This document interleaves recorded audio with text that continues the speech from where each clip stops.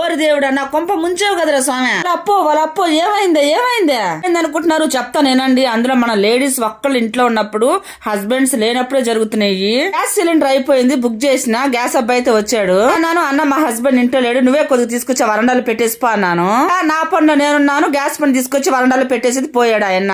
తెచ్చి పెట్టాడులే, వరండాలు ఎడిపోద్దులే, వండలేని అట్టు వదిలేశాను. రోజు ఏం చేశానంటే వరండాకు అడుగుతా ఉన్నానా, ఆ సిలిండర్ అట్టు జరిపిన అంతే. ఎందబ్బా నా చేతిలో ఇంత బలం ఉందా, ఊరికే జరిగింది ఏంది సిలిండర్ అనుకున్నా నేను.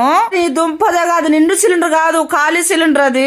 నేను చూసుకుంది కూడా నెల రోజుల తర్వాత. నా గ్యాస్ కంపెనీ కాడికి పోయి అడిగితే మీకే సంబంధం, అది మాకే సంబంధం లేదు. రోజుల తర్వాత వచ్చి అడిగితే ఏంటి లాభం, మీరు ఆ రోజే వచ్చి అడుగుంటే మేము గ్యాస్ ఆయన అడిగేటోళ్ళం కదా అనేది అన్నారు కంపెనీ వాళ్ళు.